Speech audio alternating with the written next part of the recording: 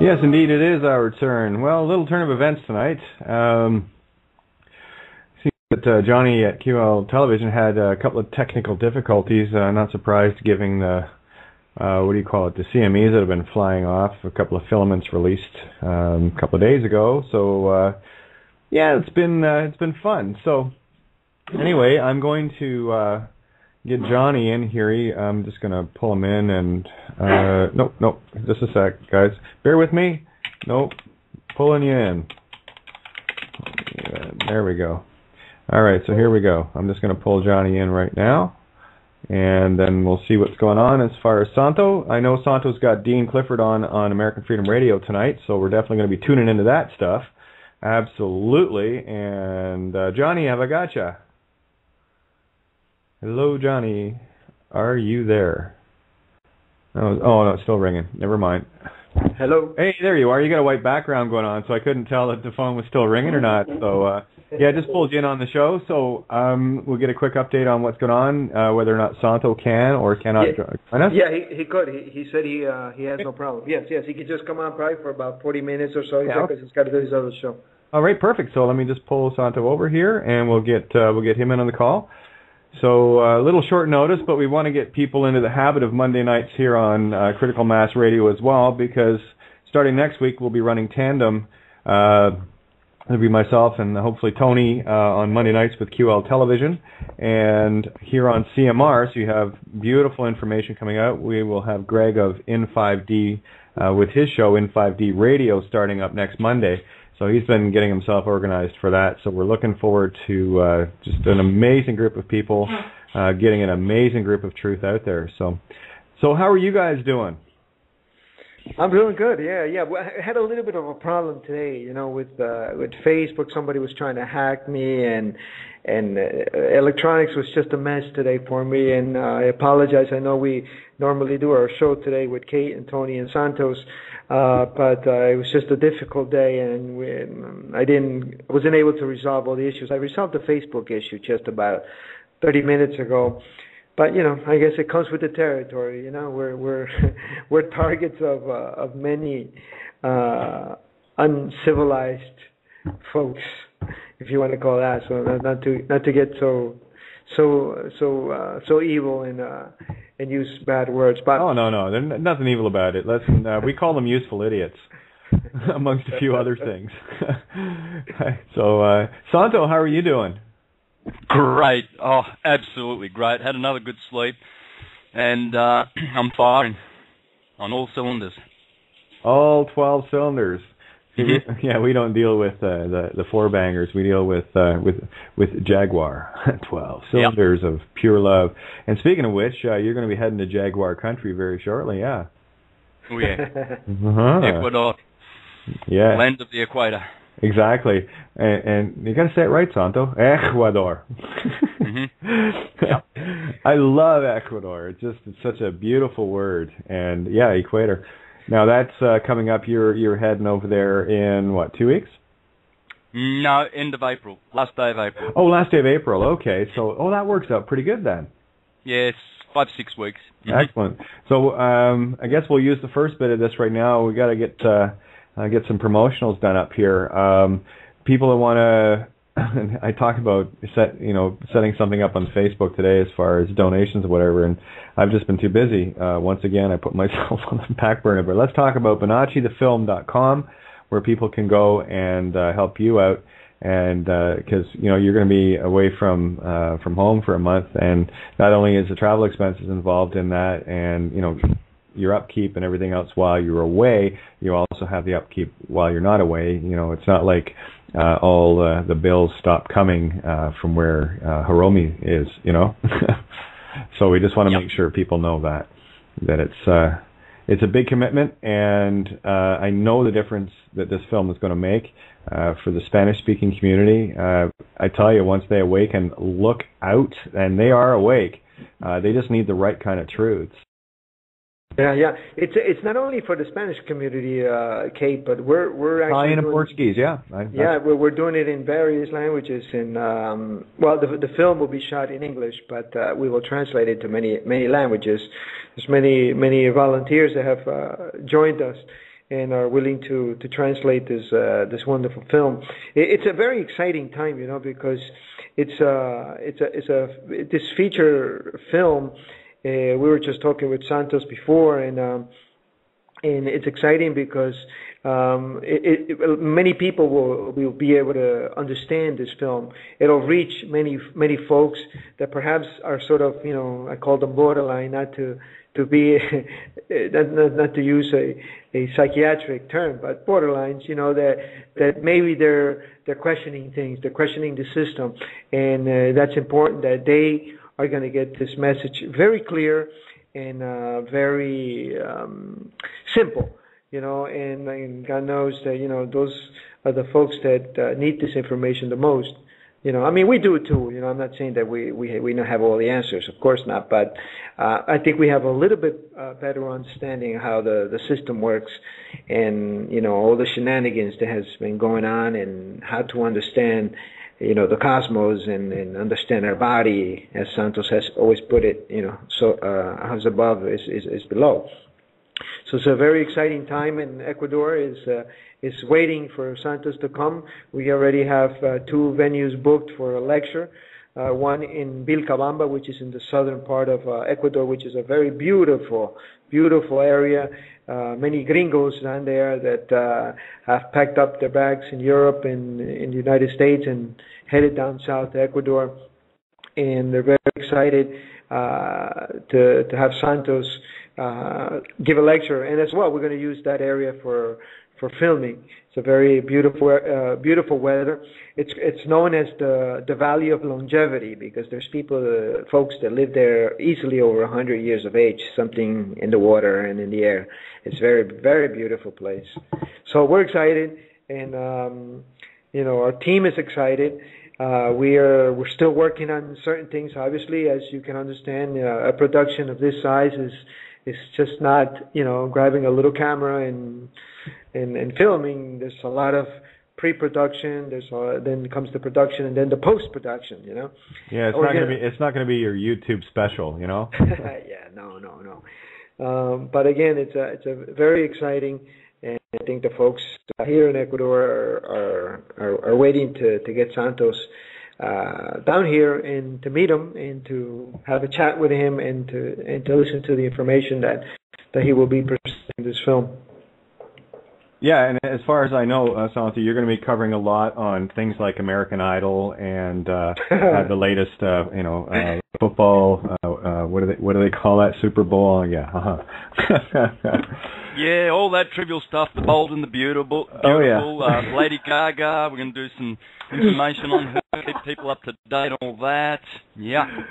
Tours. Oh, too funny. No, I'm really looking forward to it. And also we've all got amazing connections around the world. This is not just a one-off thing. I mean, I've got friends in Germany, I've got friends in Hungary, Serbia, Poland, France. So we'll definitely be putting the shout out for anyone that wants to volunteer to translate this documentary into whatever language. So we're definitely going to be doing a worldwide call for those that can help us do that, because you doing that, you're going to help the rest of humanity. And we do this together. This is how we do this. We don't do it individually. And we had a good example of that in full action with that email, Santo? Yeah. I heard you guys talk a little bit. Santos, you sent me that email, and I responded back to you on Facebook. But yeah, I mean, it's Well, look what it did. I didn't even want to get into what the email was, but look what it did. It brought all the torches right to the front page, and it showed everyone was standing in solidarity. And this is what we're trying to show people to do. It's not that any one of us are doing anything in terms of we're standing on the hill, but we're not standing alone. And what that did was it showed Santo on the hill, and the rest of us just stand there right beside him. And that's what we need to do, because what happens with that, this is one of the reasons that I take a great deal of pride in making myself completely accessible to whoever contacts me. People need to know that they are part of this, that they are part of you, that they are part of this movement. And when we have these platforms that we share, and by the way, guys, feel free to call in. You can call in on Skype or 661-467-2401. We do this together, and everyone can come to this table and know that it's, there are no stars because we're all stars, and that's what people need to get. And I do my utmost to make sure that people know that they are part of what I do, and that I'm part of what they do. And when they come to the table, I've had numerous people contact me today, and they're floored at this simple notion that somehow Kate took time out of her busy day to talk to them.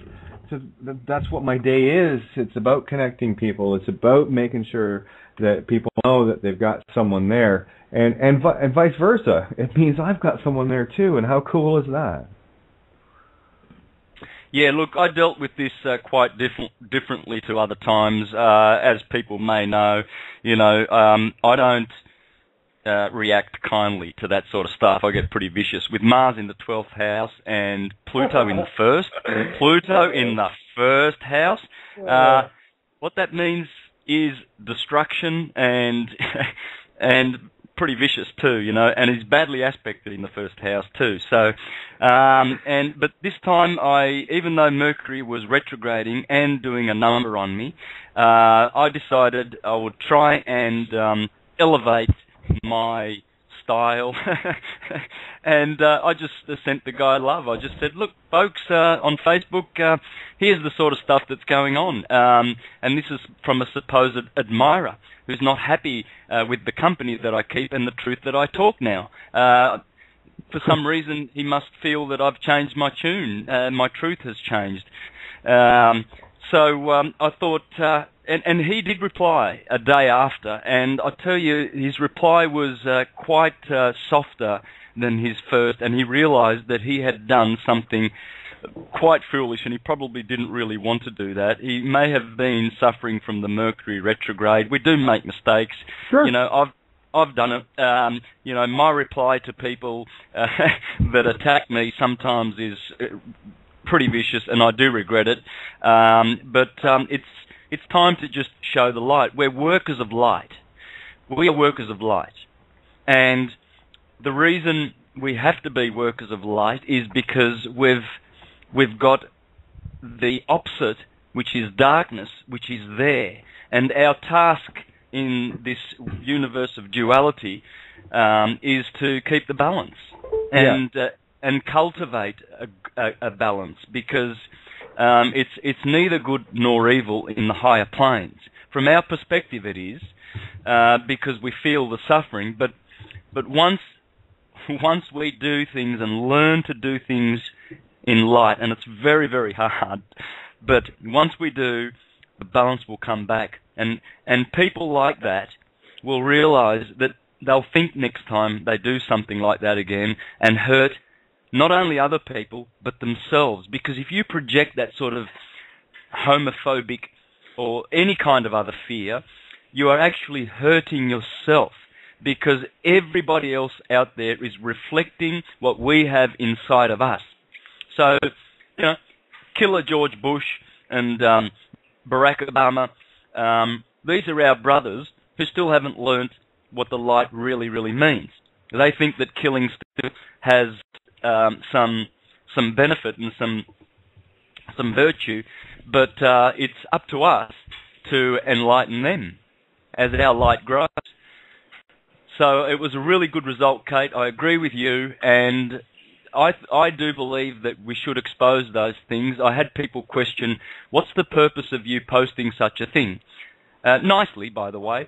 And I replied that so that more people can be aware of this guy's hurt and help him. And you watch and see if that guy doesn't come around in a month or two, and he'll be watching all of our shows, because he'll realise that we're on the same path. Whether people like our style or not, I know a lot of people don't like my style, but they do know that the content, because it's not mine, it's not my opinion, I'm just pointing to stuff that's already known, that's out there. Sure, my style comes into it. If you just ignore my weaknesses.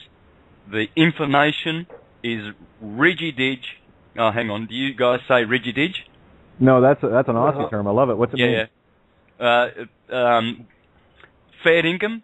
Fair dinkum. That one I know. Okay, that's rigidage. Okay, cool. What's it? Rigidage? Yeah, rigidage. Okay. Fair dinkum. Good, Good honest on you, mate. truth. Good on you, mate. Cross Ripper. Ripper. Ripper. Love it. Beauty, mate.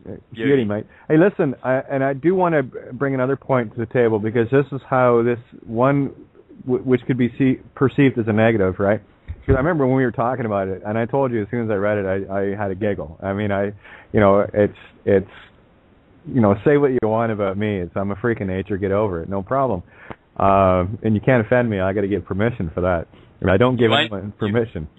You ain't freakier than me. I know, it's fun though, eh? Boy, do I make your day interesting. Anyway, the thing is, going through those posts, and there was, over 400 and change that I remember, but I got to tell you, what I saw developing and what I saw emerging from it was, initial reactions, and then things started to, we actually healed each other with that. And it was beautiful to behold. Questions were, what was the point of this? Well, the point is, when we make things like that, the people that, for whatever reason, Mercury retrograde, they need some healing, they've got something inside they need to get out, whatever the case may be. The fact is, when we bring it into the light, we're making both the sender accountable and those that are reading it accountable, because we're all one. And this is part of us in our consciousness that needs healed. So we do this together. And by the time a lot of these posts came down, you could see the energy change, where the initial reactions could be, what a shitter, and kind of stuff like that, to, people trying to understand. And it was beautiful to behold. And my hand is out to Brian. It is. It's there. I mean, if Brian comes across my table at any given time, all he's going to get is love and a hug. You might not like it, but oh well, that's just the way I fly, right? But that's the point. Is this is how we do this together. And this is bringing that positive aspect from a negative into the light. And beautifully done, Santo. I curtsy and tip my hat, both at the same time. Well, we of Leo ascendants, I think we should be proud of ourselves, because we can retaliate with quite a lot of fire, Kate. But I think we did well, and what we can learn from that is that our brothers can embrace them. And we can also learn that when tension like this comes, always consult the stars. And when someone hurts you, always forgive them, because look up and you'll see there's got to be something affecting them. For goodness sakes, police records tell us that more murders happen on full moons than any other time. Suicides, depression, you see it. I saw it in the mall when I used to perform. If I wasn't aware of the full moon, let me tell you, a whole bunch of loony types and crazy people that would come out of mental asylums and come out of their homes would remind me. I'd be playing my guitar, shutting my eyes, just playing a nice little tune, lift my eyes up and look to the left, and you can tell the people who are mentally disturbed. Look to the right, there's another one. Look in front, there's another one. And then look up, and that there's a full moon. I was always prompted and reminded that never did a full moon escape my attention by the quality of people that came out. And so this is why I know that astrology is the mother of all sciences. When people hurt you, know that there's something squaring or opposing in their transits in their chart. And you've got to forgive them, because tomorrow or the day after, that pressure on their mind, on the psychic waters of their bodies, will be alleviated. Now, here's an example, Kate. Mercury went direct yesterday, or the day before, and did you notice how we're much more exuberant in today's show, more positive, fresh, Well, the energy shifts, absolutely. It's a different energy. It's unmistakable. Unmistakable. I remember last week's show, we were all sort of, there was depression, there was, we were sort of somber, but it's all different now. Because Mercury is a vicious little creep when he goes retrograde in Pisces. Well, I was just going to say, before you jump in, Johnny, particularly noted by Geminians and Virgoans. Yeah, Santos, remember our Spanish show on Thursday, how everything was just a chaos? I mean, I mentioned, I mispronounced the Pope's name like twice. The connections was lost. There was noise. It was crazy. Our Spanish show on Thursday. Do you remember that? Exactly, Johnny. This is why my heart aches when I see ignorance to astrology, especially to the people, as Isaac Newton said to one of his friends who mocked astrology. He says, "Well, I see that you haven't looked into it as I have."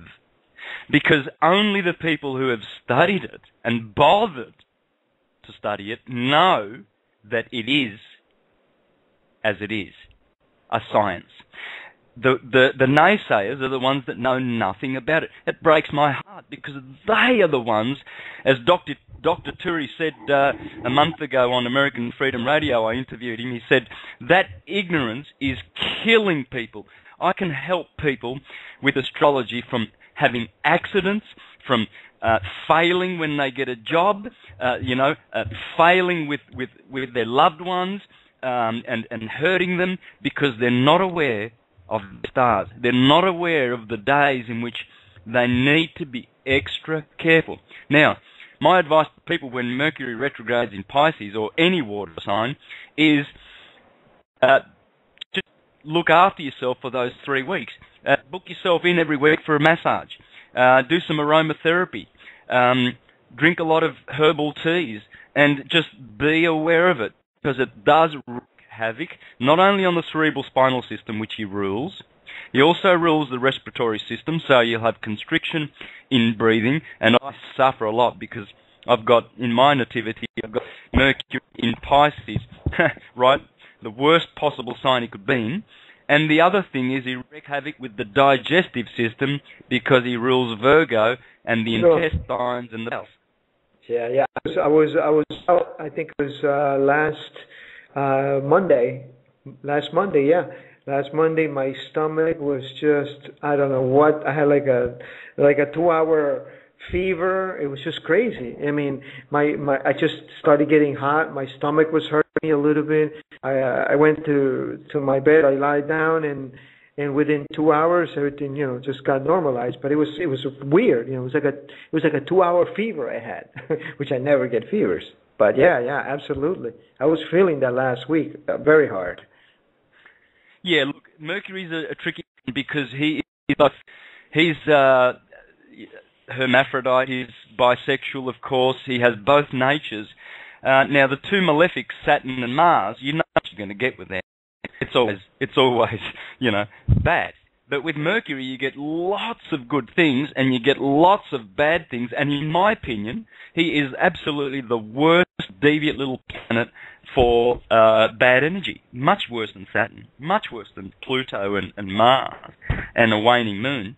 From my observations, I don't know, correct me if I'm wrong, any more well-versed astrologers out there, but I would be suspicious of and watch Mercury all the time, what he's doing. And we can benefit from this science. And what we're going to do with this documentary, Johnny, is we are going to show the science underpinning astrology. Because that's how you get to people who still are not convinced. You've got to show them the science, how it works. I mean, foolish would be a captain of a ship to not have a moon tracker with him.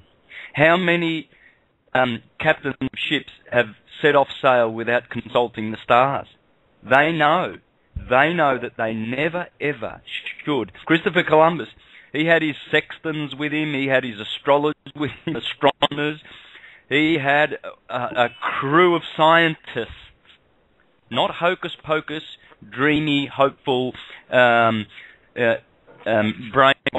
dupes, because that's what people are being led to believe about astrology through the vicious... Santo, but just be and do, and you don't need to know anything else. We'll do it all for you. You know, sorry, just had to do that. Yeah, Santos, I have a question, but you know, a lot of people will also say, well, you can't. In other words, you cannot live your life unless you consult your astrology chart or your numerology or your tarot. You know, so where do we draw the line as to say, well, you know, it's not that we can't do anything unless we consult or we live just what the stars will tell us or the tarot cards will tell us. You know what I'm saying? Yeah, look, you know, nervous types can go a little bit over the top, and you know, as the Bible says, the fool is the one that says, "Oh, I shall not go out on the street, for perhaps there could be a vicious lion hiding behind the corner and will devour me as his prey." You can't just do that, otherwise you'll never do anything. But again, let's go back to the captain of the ship. He would be a fool if he just set out and not consulted the weather patterns and the moon and where it is, because it affects the tides. Fishermen know all about this. People who deal with the ocean, mariners and whatnot, they know about it. And behind the scenes, the police departments know about it. They look out for the full moon, and they know what's going on. It's just that the public are kept ignorant because it's convenient for the controllers to keep them ignorant of this science. Now, I've pointed this out many times, and for the listeners with keen ear, please pay attention. If you need to book an operation on, you know, a serious operation, perhaps a hernia or a bowel operation, cancer operation, tumor in the head or anything like that, watch the moon. Because if the moon's in Aries and on the day you're going to have an operation on your brain, forget about it. You won't walk out of that hospital. It's goodbye. You'll have all caps name on a tomb. If you're operating on your bowels or your stomach and the moon is in Virgo or Cancer, you're dead. Because the moon, you'll bleed to death. How many doctors, and clever though they may be with all their PhDs, and they are pretty clever, but they are still ignorant of forces, and which is so dangerous to put your lives in their hands, because they will operate without consulting anything. They do brain surgery when the moon is in Aries, and their patients bleed to death, and they just write it off as, well, you know, it didn't survive. It was, you know, they'll put it in their medical records that the patient was whatever, too sick to be helped. No, it's in the stars. It's absolutely in the stars. The ancients knew it, and they've taken this science away from us. And the ones who have done that are the oligarchs of Europe. Hey, Santos, do you know that in Cuba, the doctors, the Cuban law says that if the doctors do something that harms a patient or even kills a patient, that doctor is going to jail, no matter what.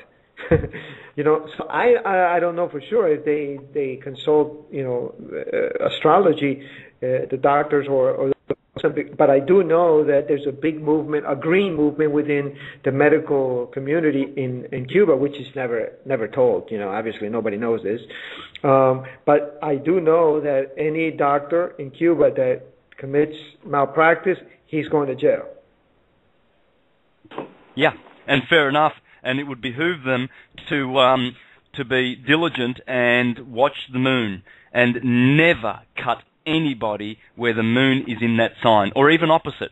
For instance, if the moon is in Libra, which is opposite Aries, you still need to be careful. You still need to be careful. And there are other things. This is just one simple example. There are other things to take into consideration. For instance, if Mars like for me, I've got Mars in Leo, in the heart. Leo is the heart. So, and that's fiery. And therefore, I will, at all costs, avoid any operations to the heart. Because it's Leo is, fire signs are hot and dry. Okay?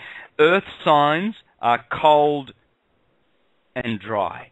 Water signs are cold and moist. Air signs are hot and moist. Now, those humours, combined with the humours of the planets, make for a cocktail of danger. For instance, Mars is hot and dry, Leo is hot and dry. I've got a hot and dry condition in the heart.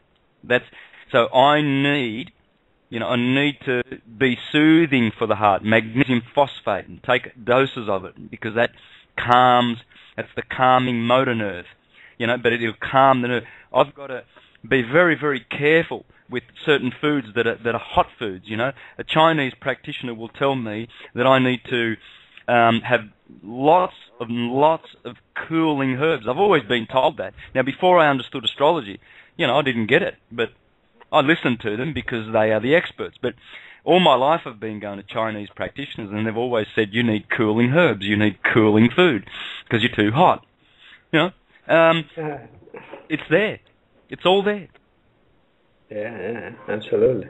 Couldn't agree more. All there. And we got a caller on the line.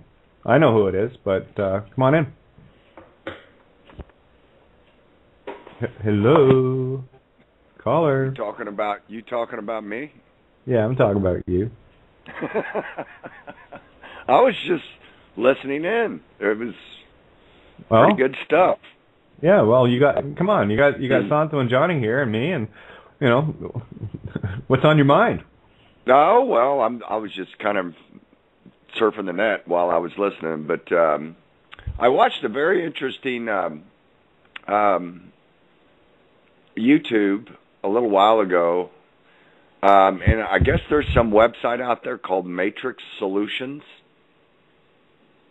Yeah, that's Dave Williams. I've talked to him many times. Super guy. That's the first time I've been exposed to it, and I was like, wow. Because I understood almost everything that he was talking about, but why are they charging money? Well, again, that's about survival. And that's probably true.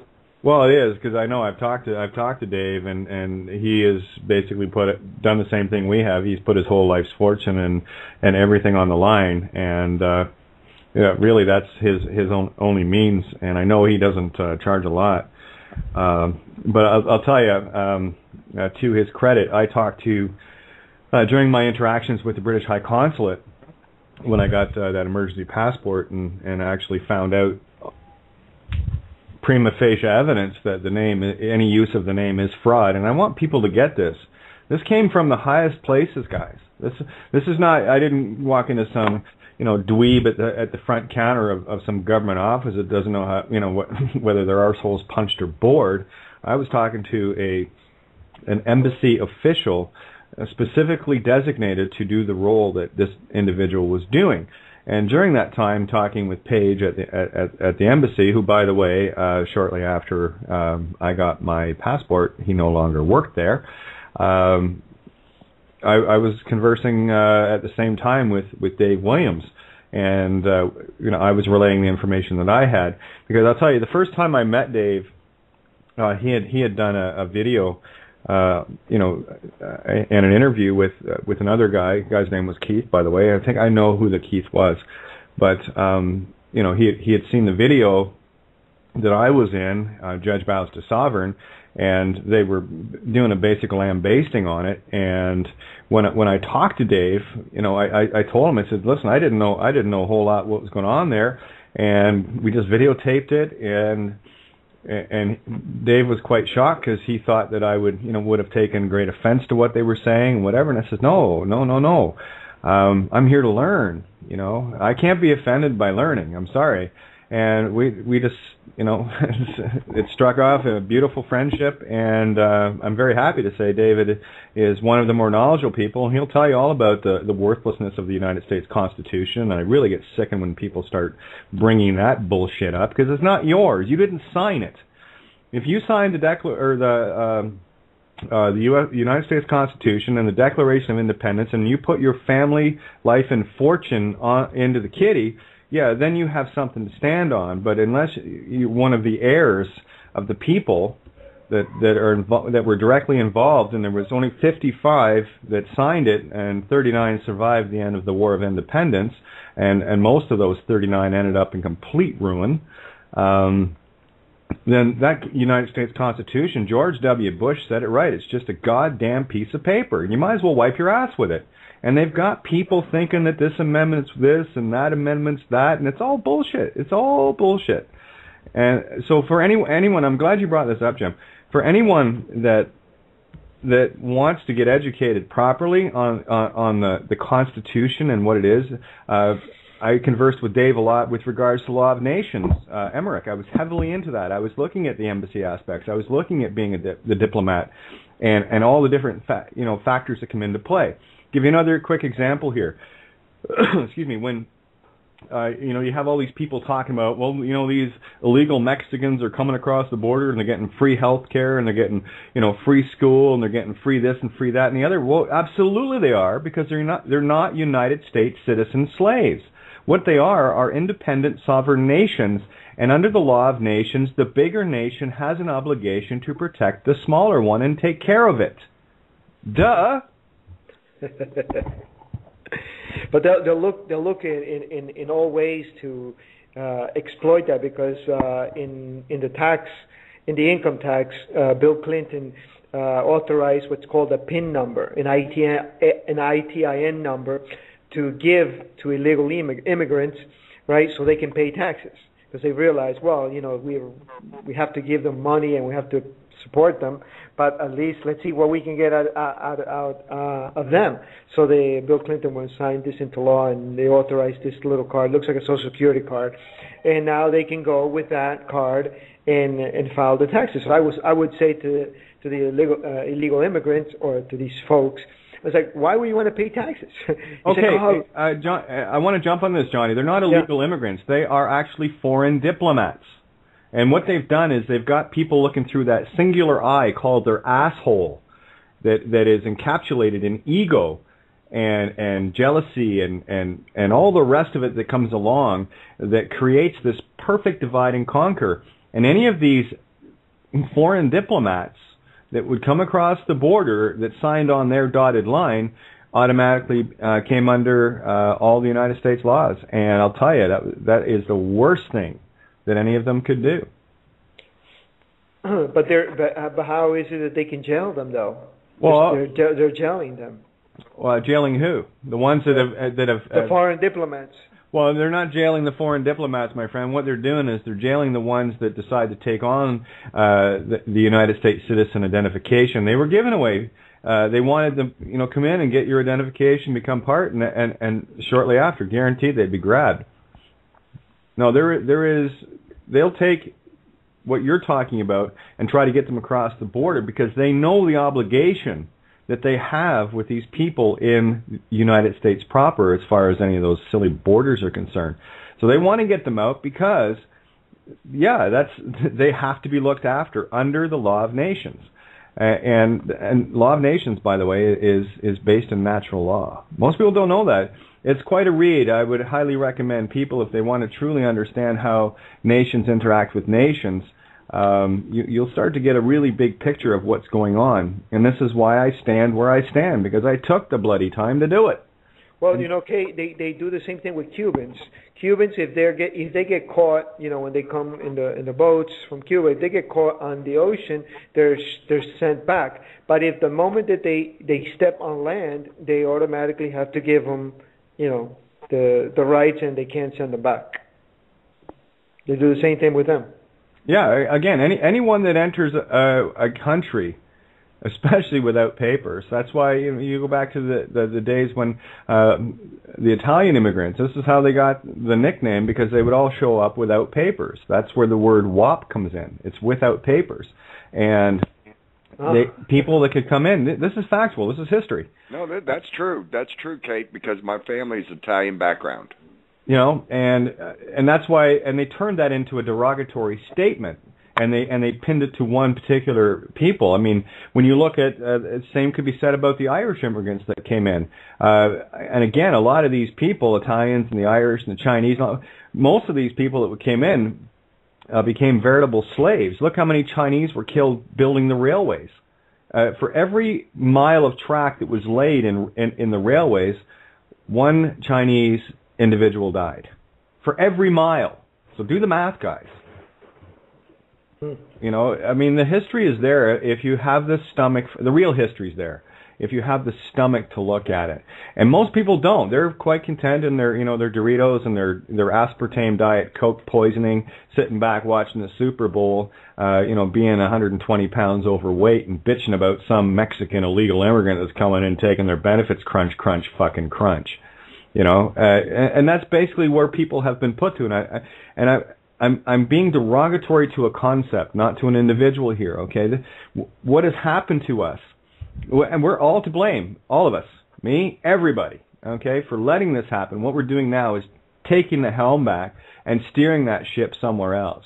We're tired of getting crushed on the rocks, and they had us where they wanted us. Unfortunately, not anymore, and people are waking in droves. And that's why you need to go to BonacciTheFilm.com so that Johnny and Santo and the crew can get this truth out to an even larger populace. It's going to be amazing. That's right. Yeah, many people have contacted us and volunteered their wonderful talents. Many of them have donated money, which we appreciate this. But yes, there's still a lot of work that we need to do. And as Kate said, please do visit our page that we set up specifically for this film, BonacciTheFilm.com. Guys, I got to run. Thank you so much for letting me hang out here with you, and I apologize for not coming on for having these difficulties with our program. Normally we do the program on Mondays with Kate and Tony and Santos. So, but anyway, you're always cool when it comes to organizing things and getting things done, Kate. Thank you. No problem. Happy to help, Johnny. And again, we didn't get on QL, but we got on the air. I'm not wasting a minute of airtime if it's at all possible. You know that. So back to fixing your studio, my friend, and we'll catch up with you tomorrow. Okay. Thank you, Johnny. Yes. Before you go, Johnny, I just want to say I'm going to have Dean Clifford on American Freedom Radio straight after this show, and you and Kate can join me sort of toward the end, partly for, well, it'll be a nice little panel, but also we'll promote the film there. Sure. Is that okay? Yes, absolutely. Hopefully, yeah. I think in 2 hours I'll be okay. Yes, no problem. I'll see you then. Okay, Johnny. Much love to you. Thank you. Okay, same to you guys. Thank you. Keep up the good work. Guaranteed. Yeah, and I wasn't sure how long you can hang out with us here, Santo, so as long as you can is great, and don't feel obligated either way. I know the listeners love, I will say it, love when we're hanging out together, because there's always magic that happens when we do this. So. Well, yeah. Hey, Kate. Yep. Hey, Kate. Yeah, go ahead. Yeah, I'm watching that YouTube on that Matrix Solutions. David makes a comment about, once you have regurgitated all of the all the falseness and have come to realize who you are an ambassador. But he didn't go into it any further.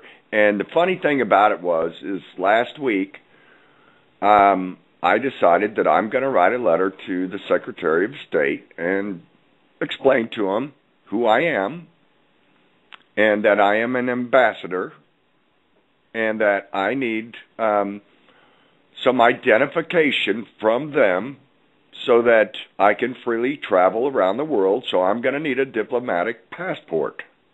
Okay, I'm going to take it one step further. Go. if you're into it, because these are things that we're working on here. And I can't give too much away right now because we're still in the midst of doing a couple of things. But what I will say, there's a couple of things you need, and there's a couple of things going down right now that we're working on. But love the mystery, huh? But what I will say is this, and I'm going to expand on it after we've done what we need to do. But I've been working with a very specific individual since I wrote the Invocation of the Cross, and there was a very specific reason why. And I've had many conversations with this individual who was on exactly the same page, and everything that we talked about and everything that I unveiled on that. And plus, I will bring in Tammy Pepperman here as well in the paperwork that she has put together and the things that she has uncovered. Everything fits together like a beautiful glove. The glove fits in this case. Sorry, OJ, you criminal murdering bastard. Just saying it as it is. The bottom line, there are two things that people need to know, and I'm going to drop this little nugget of truth for you. I won't put the pieces together yet. Once we do what we need to do, then I will. We walk this road first. It's not because this is our road to walk, because the experience and the knowledge that we have makes it that way, not because somebody else can't do it and we're trying to do it and, oh, look at us. No, it's got nothing to do with that. It's called walking the minefield, and I've walked through enough minefields. I've got pretty strong feet, and I've had a few blow up on me, but I will not let anyone walk a minefield until I do, because I want to make sure the way's clear. But there's two things that you need to have in the back of your mind, and this applies to the U.S. It also applies worldwide, and I'm going to get into that on another show once we start getting things moving here. They already are moving, just to let you know. What you need to know is final destination is Secretary of State. And there is two documents you need to have in your hands. One is the fraud, and the other is the proof of the fraud. That is the long and short of it. And you know what I mean by that, don't you? Oh, yeah, I do. Really? Okay, the long and short of it is this. The long form birth certificate and the short form birth certificate. Okay? So there's your keys, baby. There's the long and short of it. The long form is the fraud that never made it to shore. All right, I talked about this in December in great detail, and I think a lot of people thought it went to bed. It didn't. It was still sitting there on the back burner, simmering. You want to make a really good soup, you got to let it simmer for a bit. So the long form is the fraud. That was the document that was the original registration. That's what created the bond. What's your feet print on it? Well, no, that's the deed poll. Different thing. That is the interference of you connecting with Gaia, and that is the actual fraud. And the birth certificate is proof of that. That is the birth certificate, the long form. And I'm hoping people are getting this. All right, this is very important information. The long form is a document that you can order. You can order both. They're getting harder to get because they know we're onto these bastards. But it doesn't matter. I've got mine, and only one needs to get through, and the other individual that I'm talking about already knows the path to get there and already has the documents as well, plus a few other things, which we will not release just yet. So the long form is the one that your parents got, all right, as a registration. That created the bond. But what they also got was a short form, which is proof that the bond never made it to a lawful repository. For those listening, if you want, you can Google this and you'll find it. It's on the web. Invocation of the Cross. That's Invocation of the Cross, and cross CRSS. That is the short form for, no pun intended, for Clausula Rebus Sic Stantibus, which is a treaty escape clause. Now, we'll tie back to David Williams here. You might understand, if you listen to what David's talking about, Law of Nations, you might start understanding what a treaty is all about. And what we are all doing, because we've got this short form stuck to our ass, is one, everything falls under the Universal Postal Union. All right, so you are a postal carrier. Any other words that sound like carrier? Maybe carrion? Someone that eats the dead? How about postal delivery? the deliverer, right? So there's another statement of the dead. This is so surreal. When you start seeing all the little pieces, it'll melt your mind. And this is why I have such a hard time explaining this. Fortunately, there are a few people that are on the same page, doing the same things, understanding it, getting the surreality of it. Now, the short form, the one that's stuck to your arse, you're a postal carrier. Until you get that long form ashore, i.e. into a lawful repository, Secretary of State is a big hint, boys and girls. So is, the House of Lords. So is, the lawful repository at Westminster. You might want to talk to, the Chancellor of the Exchequer. Second in command. The first is the Prime Minister. Anyway, all this information can be looked up. I'll get in once we get some stuff finished here. I will release all that information and put it into A Dummy's Guide to Freedom Part 2. All right. Until that is done, you are a slave. And there's probably going to be another hoop or two to jump through. I mean, they didn't make this easy, but the fact is we're hot on this, and dominoes are falling, and that's all we need to know. It's like we might lose a battle here and there, but we're going to win the war. And I'm going to give you a really big example of, someone that won every battle but lost the war. Can you think of who that might be, Jim?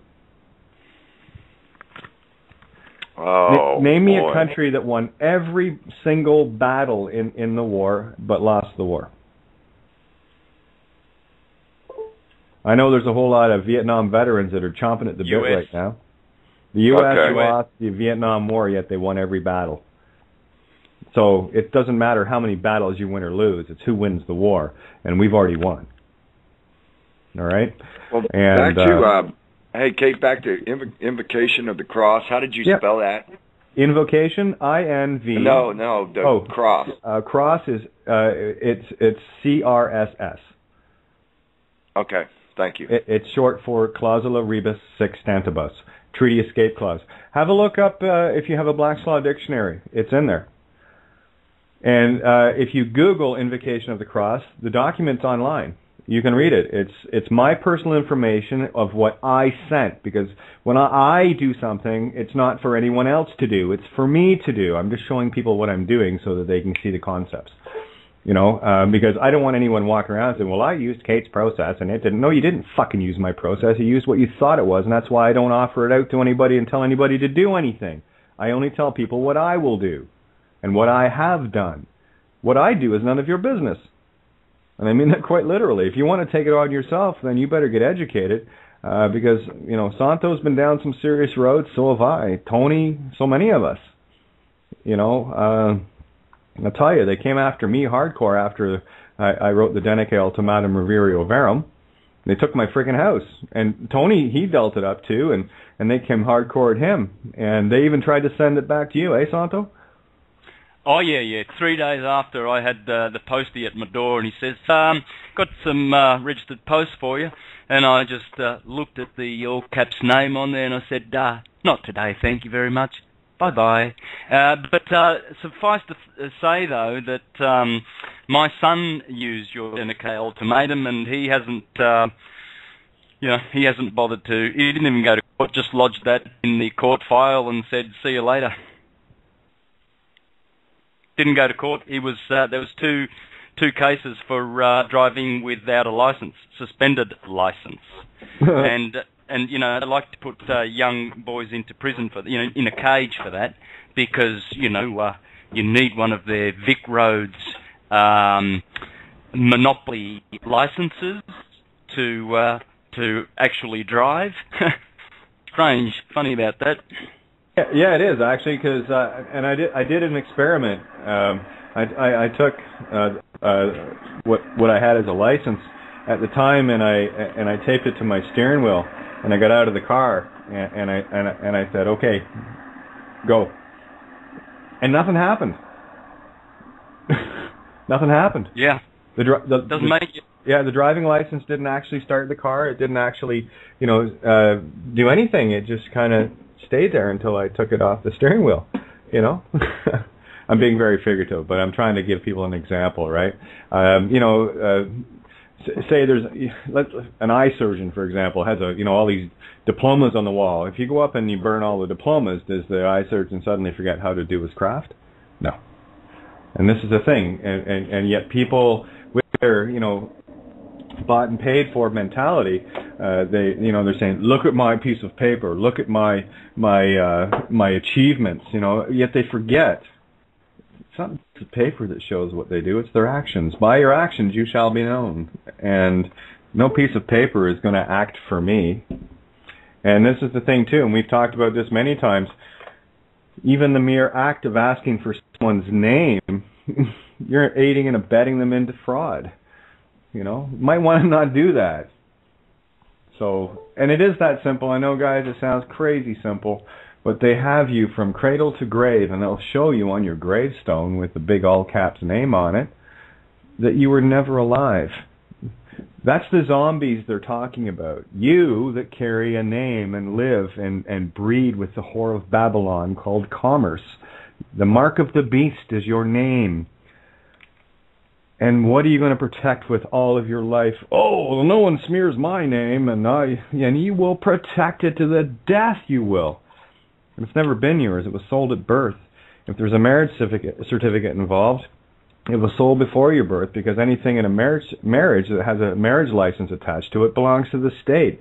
Every decision ever made, they own it. And it was given up freely. Not only in their friggin' houses of death called churches, but they want you to sign a friggin' piece of paper to go along with it to say, okay, church and state. Separation thereof? There might be a problem. Anyone that says, we've got to have a separation of church and state. Well, did you get married in a church? Yeah. Did you sign a document? Yeah, you fucking hypocrite. I'm going to be blunt about it, because I need people to snap out of this. I'm sick and tired of standing here. I really am. The universe needs people to snap out of it, man. This is planet dumb. This is planet dumb, man. We got to ascend. Otherwise, we're gone. Yep. We have to do this. We have to grasp this, understand it, and live it, and know thyself. Yeah. For goodness sakes, reducing ourselves to a name, a little piece of paper, when in higher realms we are gods beyond our imagination. We have created the whole universe with our thinking, let alone what we can do with our knowing, which is beyond thinking. Mm-hmm. My God. And these bar pedophile criminal... Oh, let me stop there. The foreign agents... You're showing your Pluto. Who are turning people over, young, beautiful... How many of our young, fine, beautiful brothers have ended up being raped in prison because of traffic fines or whatever, or committing suicide because they're just so depressed? How did they end up there when all they did was went for a drive in a car? And these attorneys sitting back at home smoking their Cubans and thinking, oh, I'm a lawyer. I'm a big, fat-ass, buff-head lawyer, and I can turn people over. I have the power to do that. And they're not even doing it with a license, because they can't get one. They can't even get a license on that land, because they are foreign agents, traitors, killers, assassins, and murderers. We'll never have peace until they're all in jail, or at least prosecuted and dealt with, and those 3 million poor victims in the prisons released. And we've got to do that, man. We've got to do that, and we will never be able to sleep in peace. If you have insomnia, if you have any kind of troubles, rest assured it's because of the karma, because of we, the people, letting this go on. And we just got to really, really stand now and change this. Yeah, I mean, and you made a very nice visual there with a lawyer sitting back smoking a Cuban, especially if they're an American lawyer, which you all know that, that's trading with the Enemy Act. Yet they don't seem to care. But I would actually, I think it'd be more accurate to say that they're sitting back smoking the pot that they got from the local constabulary, from the very kid that they were quote defending and getting them into jail. The corruption is beyond corruption, and I have nothing but fear and pity for these. They are pitiful creatures. Their humanity is void. There can't be enough said in that regard. and you know, like I said earlier, we're here to heal that consciousness, and it's coming. It's coming, you know, and those that have gained power, be it spiritual or otherwise, over others, and use it for, you know, ill purposes, have a terrible fate awaiting them. This is why you need to have pity on these people. They got it coming, and it's got nothing to do with me or anybody else, you see, because in your actions you've already judged yourself.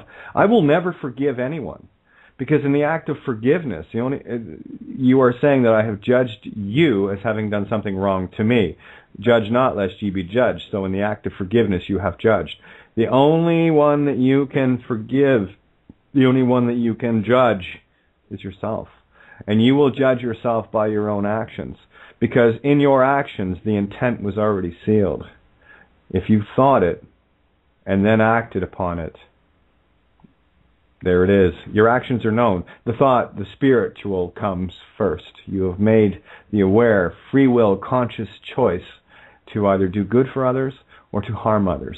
And in your actions, you will be known. And you will have already judged yourself.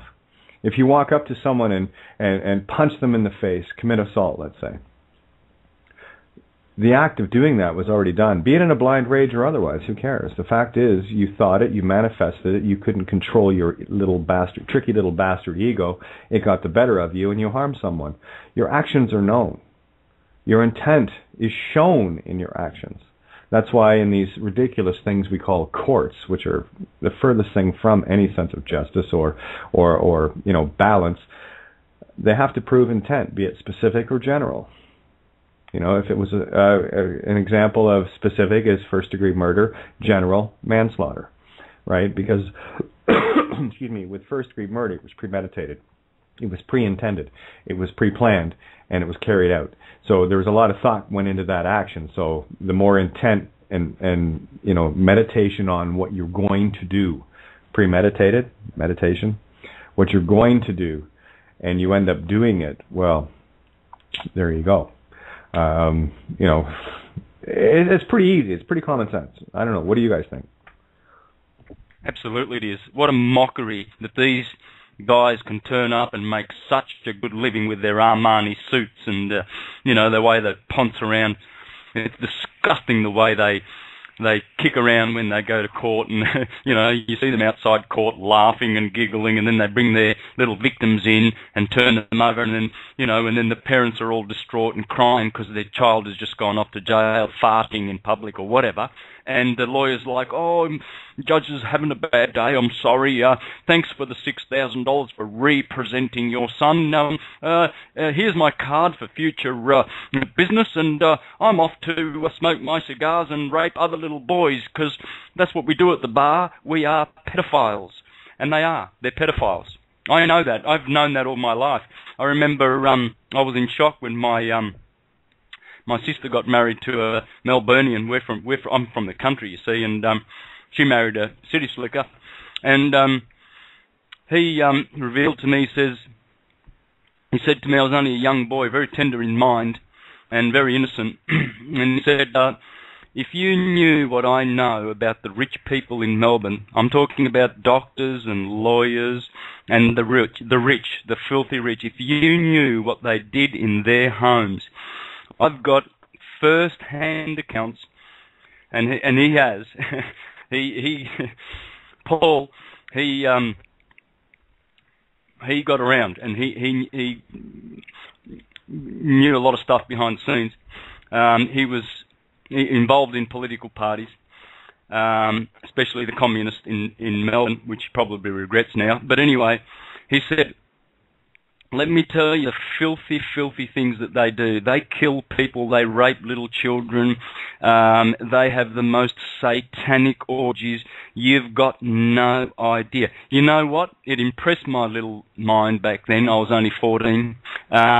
But, you know, I did not disbelieve it. I kept it in my heart and in my mind until this day. And now that I've researched these things for my very self, I know that these people are filthy.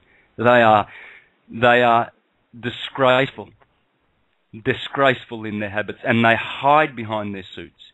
They look good. They polish themselves up in public, these politicians. but they are really, really filthy-hearted, really filthy-hearted. And let's hope that there are signs of repentance, because if there are not, I mean, justice is justice. I'm not calling for anything, any hurt done to them, but we have seen how justice works. Justice does do its work, and there is such a thing as the book of life, and there's no one there with a stylus, you know, writing actual names. It's just the universe. It keeps a magnetic record of the good, so-called, and the bad that is done, and everyone is compensated accordingly. You cannot escape this habit. We won't call it a law of the universe. Can't escape it. Couldn't agree more. Honestly, couldn't agree more. And we have another caller, Pope Shifter. Cool. I like the name.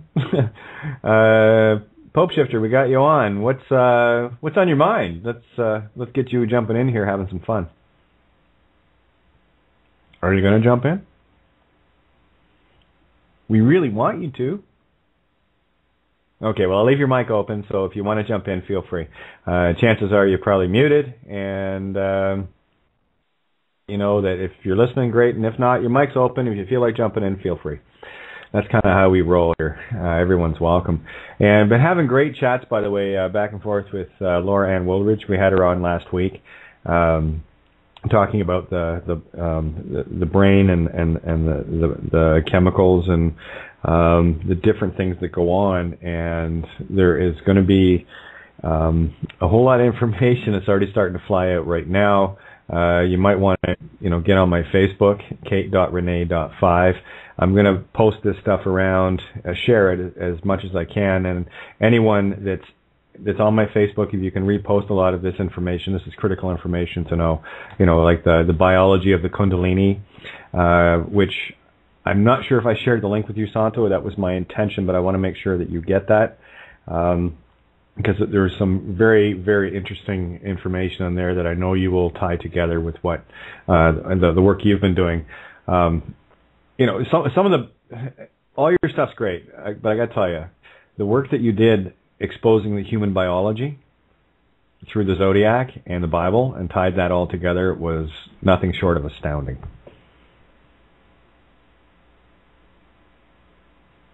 Oh, did you ask me? Well, no, I was just bragging about you. Yeah. Yes. Yeah, I'll get that link over to you, but I just wanted to kind of prompt you into the human biology aspect of astrotheology and how it correlated with the Bible. Same thing with Bill Donahue. He brought a lot of that information in. Between the pair of you guys, you just rocked my world. Yeah, look, and for the listeners, please forward stuff that I might need to know, because, it really helps. Every day I get great information. For instance, if I didn't get that article about Teflon, I'd be still cooking my breakfast in my little favourite sexy-looking, Teflon pot and poisoning myself. And, I'd probably, kill myself with Teflon thinking, what's wrong with me? And someone just forwarded it, and I thought it was junk mail and deleted. But please, anyone, stuff that coincides and relates to what I'm doing, because ultimately it's going to get out to the public, because that's what I'm doing. I'm putting all the information together and then sharing it. Not hoarding it, sharing it. That's what I do. So help me out. I appreciate it. Yeah, send me information all the time. I really am very receptive to that and appreciate it very, very much. In fact, a lot of the stuff that I put out comes from the help from people, supporting my work and adding to it. A good percentage of it is from people forwarding great stuff to me. Yeah, that's what I mean. And people, I had a great chat with Nick earlier on this very subject about, he was saying he's one of the baby steppers. And I said, the baby steppers have no idea how critical they are. I gave this quick little analogy, and I'm going to share it one more time. I thought it was very poignant, and people need to know how critically important they are, whether they're taking leaps and bounds, whether they're standing, on top of the trench with their arms waving, say, I'm over here. Those that aren't quite ready for that are the most critical because they are the most numerous. And I'll give you an example. I've always used the tree as an example of as above, so below, because you've got the same thing going on, right? You've got the roots reaching into the dark for nourishment, and you've got the branches, you got the trunk, and then you've got the other roots called branches reaching into the light for nourishment.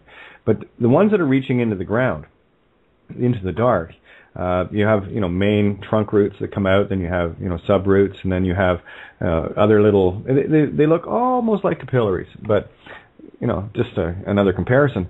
But the true thing that is holding that tree up, it's not the main root or the trunk roots or the sub trunk roots. It's the root hairs.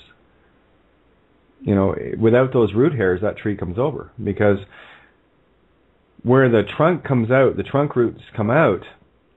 Sure, they're strong, but it's the countless trillions upon trillions of root hairs that are grabbing into each little crack and crevice within the soil that's truly holding that tree up in the strongest winds. So that's why everyone that is taking a baby step in any way, shape, or form is absolutely critical. And I've said it can be as easy as taking a pen, just for the intent of what you're doing to show the paper as being worthless. Put a box around the signatures, a nice red box, or get a little stamp made up that says "Property of the Rothschilds." All wars are bankers' wars. Start doing anything. Yeah, I mean, anything. It's the intent that counts here. This is not the physical action. When you have the intent to change things by taking one of the Rothschild notes, they call them ferns, or they call them pounds, or they call them yen, doesn't matter. They're all owned by the Rothschilds. All their pieces of intergovernmental paper that we use fraudulently. What you need to do is just seriously grab a pen and write with your left hand if you're right-handed, and write with your right hand if you're left-handed. If you're worried about somebody, finding out your signature, which is totally retarded when you think about it. Seriously. Well, my DNA's on it. Yeah, yours and 100,000 other people. Plus, they have to get past the cocaine residue that's on every single $100 bill in the U.S. too, right? So again, it's about losing the fear, and some people have a real fear of that. Get over it. Seriously, and I'll be to these guys. You're not that important. Trust me. They think you're a sheep and they want to kill you. So make an effort. Box a signature. Write on Property of the Rothschilds. Whatever. Just think of something snappy. Debt note. And it doesn't have to be on every one of them. You can, if you're handing, say, $3 $20 bills over, write something on the middle one. That way, if you're worried about somebody seeing it, and again. Everyone is so paranoid that maybe they'll think it's me. No. And quite frankly, I'll tell you to stop smoking pot because it's made you very, very paranoid. But the bottom line is, that's the baby stepping. It's stopping stop signing things. Stop using your debit cards. Stop giving yourself a traceable record of everything you're doing. That's what they do with these debit cards and credit cards. You create a profile of where you shop, what you spend, how much you spend, how much you have in your account, how much your disposable income that you're using, and all the rest. You are a stat that is giving away all your information. You hand over a $20 bill for something instead of using debit, who knows where you spent it? That's why they're terrified of cash, because you can't trace it. You got to wonder, don't you? Who really gives a shit where you're shopping and what you do? What is it with these people? What's with them? Do they really, really just live for the things that they can acquire by stealing off other people? Who are they? Does this go on anywhere else in the universe? My God, this is planet dumb, and we're all buying into this, and we're all participating in it. When you look around and you see people with their frowns going off to work at 6 o'clock in the morning, leaving their children with pedophile baby keepers, child keepers, and they're off working, to keep the military-industrial complex healthy and prosperous. It's just, wow, we've lost the plot. Here's an idea, Kate. Get off the grid, grow a garden. We've all got We've all got a patch of dirt out the back. Man, we've got this small little garden here, and I've got cucumbers and pumpkins and tomatoes and peppers and rock melons and all sorts of stuff growing. I haven't been to the supermarket for 3 months. There's no support for Coles and Safeway from me, because I got all my food here, and it's natural, it tastes great, it's aromatic, it's fresh, and it's healthy. Just what a way. There's a start, get off the grid. Teach people how to grow things. It's so true, Santo, and it's a whole lot less effort to go out once or twice a day to, water a couple of things if they need it, and, trim back some stuff. You don't need pesticides and all the rest of that poison if you keep an eye on your garden.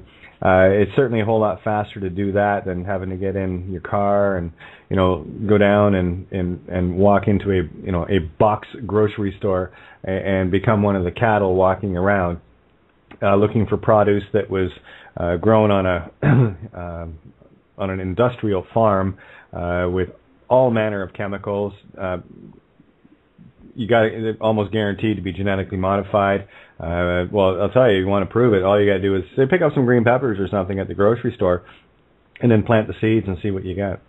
You'll get nothing because the seeds are sterile. That's why they deliberately sterilize these grocery store things so you cannot reproduce them. That's why they have the seed depository in Norway. There's a couple others around the planet as well.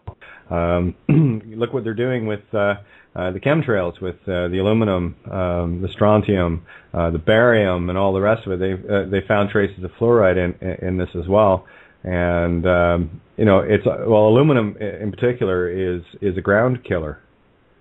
It gets into the soil, and plants have a hell of a time growing in it. Yet, if you look at Monsanto, a lot of their breeds are specifically designed to be resistant to that. So, again, you can control a country by controlling its money, but if you truly want to control the people, you control its food source.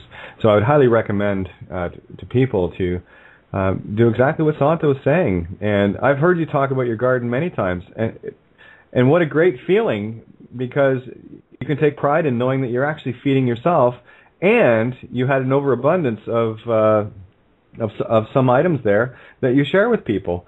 Rory does the same thing. He does this big tomato thing on his front porch every year, and he has got such an abundance of tomatoes. People are popping by his place every day, and he just gives it away. That's what we need to do, guys. I don't know about you, but tomatoes aren't cheap. I'm having to growl at my son and my nieces and my brothers and sisters because they're not coming around regularly enough to deal with all these cucumbers. I've got 11 plants we planted, $1 a pop, right? So $11, and we've got cucumbers coming out of our ears. The glass house is just full of them. They're dripping from the ceiling because I've run the vines up to the top, and you just reach up and you pull, a 1.5 foot cucumber just off the vine, and I'm just growling at everybody on the phone. You're coming around. I'm just going to have to give these to neighbours if you don't come and get them. And it's just a patch of dirt. Just a patch of dirt. That's all it takes. And like you're saying, $1 a pop, and they'll go off and spend the money on them, where they, well, it's their niece and nephew, whatever. It's their, Uncle Santo. Aunt Hiromi, can we have some cucumbers? Here, take a bucket full. And this is the thing. Once you start developing it, and you don't need a lot of area. There was one beautiful story of a couple down in the States, and their backyard was not that big, but I forget how many. I think it was something like 6,000 kilograms of food gets generated in that backyard because they do tier planting and.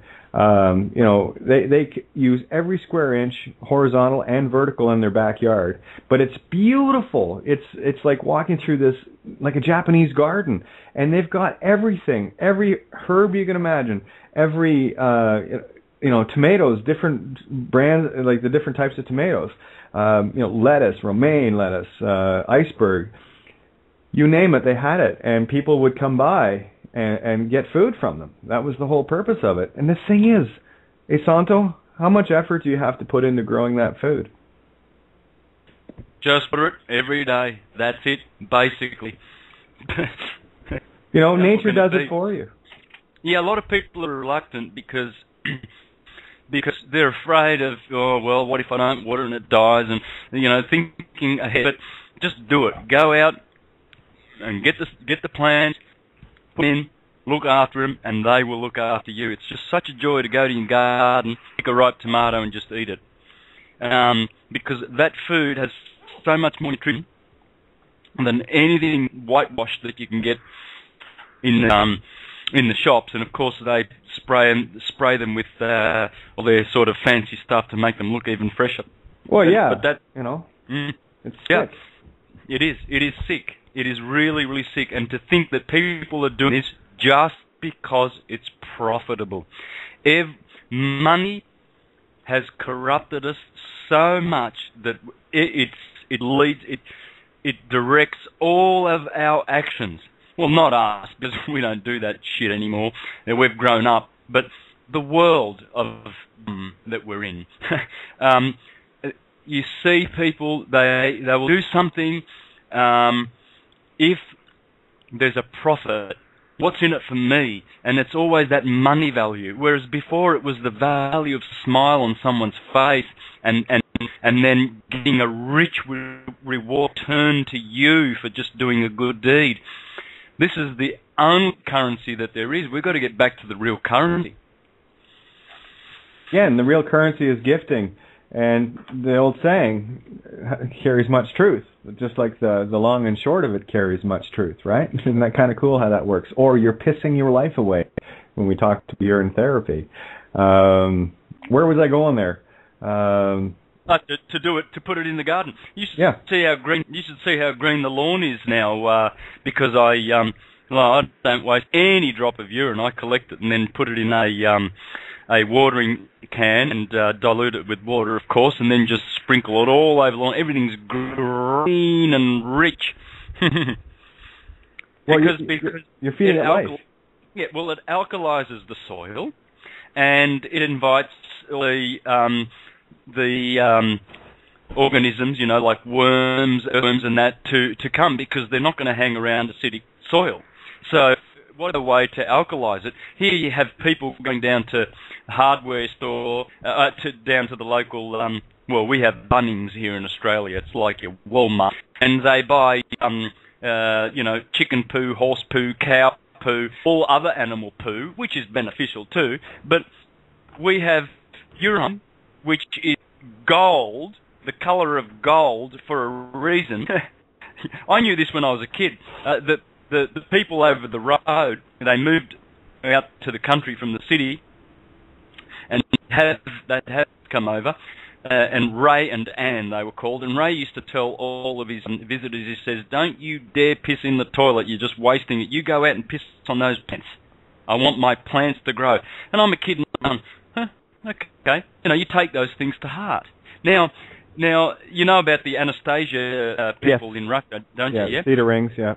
Yep, they're pissing in gardens because the plants, they reckon, they need that contact with the people that they are going to feed. So what happens is your love and your energy is shared with that plant, and then what you're eating is magnified from your body. It's your own DNA and just like our kidneys, when you know, we talk about the scales of Libra, the kidneys are have all the ability to create everything that we need in terms of what do they call it? The hair of the dog that bit you. Okay, is if you're ill, the body has already figured out what it needs, and it encodes it, and it goes in your urine. So when you recycle that back into your body, you are actually drinking the true dog of the hair of the dog that bit you, because what it does is the body calculates and understands what it needs, and it creates its own healing. you know, and again, there goes the saying, you're pissing your life away. And you're right, Santo. Water. Oh, yeah, for sure. You know, and you do. That's the thing. And what you've got there is a beautiful harmony between you and nature. This is what it means to get back at one with nature, because this is why they wanted to collect all the urine and everything else in the sewers. And this is really insidious. They are collecting your life source, and that's a free will choice. Piss your life away. I mean, this is so logical. It's so. Yeah, I'm going to go play Supertramp, the logical song. We've lost it. They've done a number on us. We've lost so much wisdom, and we're still only scratching the surface. But the beautiful thing about it is that we're now being elevated into another consciousness, and all of that stuff will return. My wife's doing massage therapy. She's doing Reiki. So good Reiki. My. And of course she's Japanese, so Reiki comes from there. But she's taught me where all the tsubo points are. Tsubo in Japanese means pressure points, right? So it's constipated. Here's one. Taught me this the other day. Because during the Mercury retrograde, that's what happens. You get constipated. Yeah. Can't imagine why. Yeah. Well, here's a great spot to release the constipation, right? There's a spot on your what you do is you get your left hand and you put it, your little pinky finger, you line it with the bottom of your hand where your wrist and your hand connect. You see those lines there, right? Okay? Yep. So where your wrist and your hand, so your pinky's there, and then you put all your hand from there, from the pinky down, and where your thumb is, that's the spot. And you press in there, in between the tins, with your thumb. You'll find you won't suffer with constipation. Now, Big Pharma, they'd know that. They're smart people. They'd know that. But they'd rather tell you to go on to buy this that comes out of a laboratory to put into your body for constipation. And just read the 135 side effects. Just make sure you read the whole list of side effects. Oh yes, it'll under your constipation, but then you've got to get other products to deal with the side effects. What you've got to do is just, with your thumb, you just press that pressure point and the patient's gone. Another point where your thumb and your forefinger, where the bone joint, where they join at the bottom of the hand, the thumb and your forefinger, right where they join, you press right in there, and it will also release that. Now, another from Calabria, Italy, she was told another, if you're getting a flu, it's not far from the constipation point. If you're getting a flu, one of her doctors back in Italy taught her, just press. Imagine how many of these spots around the body alleviate headaches, alleviate asthma, alleviate, stomach problems. It's with a touch. Yeah. And here we are going around. We don't. I was going to say you're breaking up a fair. I'm just wondering if it's Mike getting overpowered or not, because key words that you push. And then we don't hear the point where you're saying you need to push. So I just want to let you know that you have been breaking up a little bit. We're getting most of it, but it's always the key words that seem to be getting cut out. Yeah. Did you get all the points about for the constipation? More or less. It was the other one you were saying about the forefinger and the thumb. Right. Well, where the thumb and the forefinger bone meet right at the very, very bottom, you can at the joint. You press there. Okay, got that. So where the thumb and the forefinger follow them down to where they meet, and that's your pressure point. Exactly.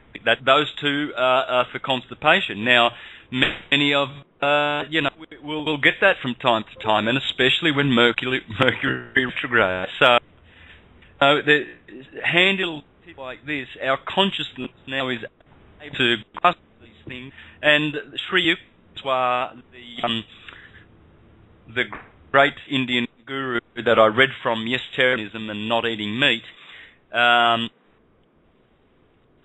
spoke about these things, and he said, in the Dvapara Yuga, once we've reached the Dvapara Yuga, the second age, our knowledge of electricities would come back to us. He just said we would remember these things. The knowledge would come back. It's been lost. So again, we need to be understanding of humanity. Yes, it is planet dumb, but planet dumb because the cycle is administering some discipline to us, really, through kindness. All hardships and all discipline that the universe administers has the end result of elevating us, but only if we work with these energies. If we're ignorant of them, we won't. As you can see around, and a lot of people are not. They're still in,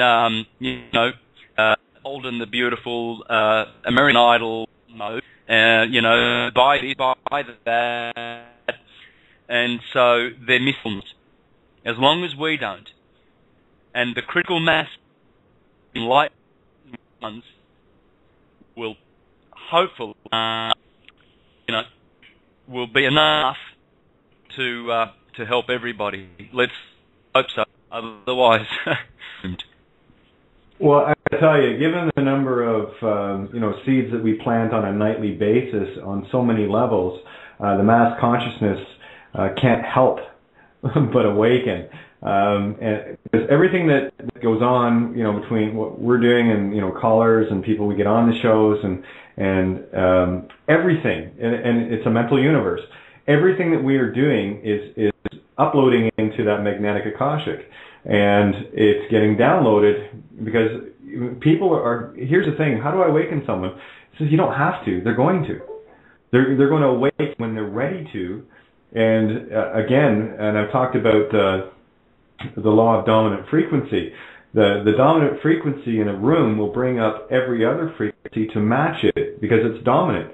That's why they've used fear as the dominant frequency to bring everyone down to it. That's why, and you've heard me say it for years, lose the fear, getting bigger. And it's a very difficult thing to do for a lot of people. That's why I talk about baby steps. Pick something and do it in a very gentle order. Pick the thing that you don't think you'll fear the most to do and do it. Gain the confidence of the victory.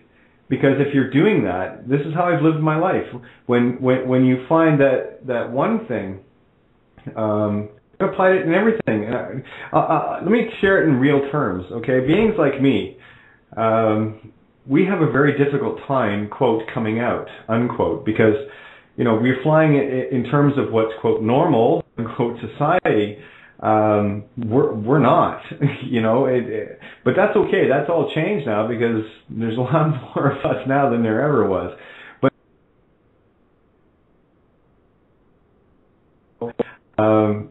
and it's a very progressive thing, It's where I'm going to do this, because I can hide this, right? I'm going to get my ear pierced, and then I'm going to do this and that and the other until I'm going to get the other one done, right? And it's these little steps. These are my personal ones that I found myself walking through to get to the point where I could accept me and get over these fears one by one, fears that I knew I could handle. And I know some two-spirit beings that literally one day are walking in, depending if they're male to female or female to male, would be in their quote, in their mind, the wrong gender, and literally come right out the next day and be completely, to the nines what they know themselves to be. And then there's others like myself that given the life that I've had of on stage and everything else, there were a lot of pressures that I had to overcome. So I did them gradually, But it also gets to a point where, and I will be blunt with people, we'll get to a point where there is going to be that one defining moment, that one defining fear that you will get to after all your minor victories to get there, that will seem to be the hardest one of all that you have to step over. But you will have the strength to do it at that point, because if you try to do that first, you'll only destroy yourself. It's common sense. Again, we're all here having a human experience, and each one of our experiences is ours. And that's why you can't look at anybody else and go, well, you're this, that. No, anyone that does that is basing their opinion that came from someone else. So that's not really their opinion. It's like people in one particular group get a group think thing going on instead of being part of the overall. Because the minute you separate yourself into one group or this group, today I was asked, where do you live? Gaia. I live on Gaia. I don't need to get specific. Everyone on this planet is my family. I don't see any borders. But this is where the consciousnness level gets to. This is where that law of dominant frequency reaches. And when and I'm talking about everyone listening right now, and us that are in the call here, and Jim dropped off. I wish he would call back. But we're holding a frequency at a certain level, and others that are listening and participating are also bringing that higher frequency in. And every time somebody clicks on something that resonates with them, they've brought it up to an even higher level. And nature abhors a vacuum. And what happens then is that lower frequency now has a vacuum in it, and those that are even lower than that will come up into it. So by default, people will awaken. You don't have to worry about who you need to awaken. They will. It's you that needs to do the work, not them. And the minute they see you doing things that are, it's making your life happier and all the rest of it, they're going to be curious and they're going to start asking questions. So wait for them. They'll ask. I mean, I'm hearing too many stories right now of people that had mentioned things to parents and other family members to get rebutted and ridiculed and all the rest of it. All of a sudden seeing something on mainstream TV and coming back and saying, hey, did you know that? And now they're awake. Now they're moving. You don't have to do a damn thing but fix yourself. Yeah. Look, I'm seeing a lot of improvements too in the family, Kate. It's very encouraging. People do wake up and they're ready. I was frustrated previously to certain members of my family that just didn't get it, but they're coming around. I've got one sister left who still goes to the Jehovah's Witness meetings, but she's starting to see the hypocrisy that all the other members of my family have seen. My father, my mother, my second oldest sister, me, the third of the family, my next sister down, my brother down, and from there, and my last brother. There's 6 of us in the family whom I'm living with, David, and we're all out. But the eldest sister was still just going to meetings and still thinking, because we've got relatives that are witnesses and lots of friends, right? And you see, when you've got all these friends, you want to keep your friend. But this last sister indicated to some other family members that she's starting to really, really lose faith in the governing body of the Jehovah's Witnesses. They're a bunch of pedophiles, I've proven that. And she's starting to talk to my niece Sonia, who makes my graphics for my presentations. She's starting to ask about astrology and why is the head there and why is stomach in Virgo and what's going on here. Now this sister of mine, I know for a fact that if I had a couple of hours to show her the science of astrology, she would grasp it better than anyone else on the planet, because she's got that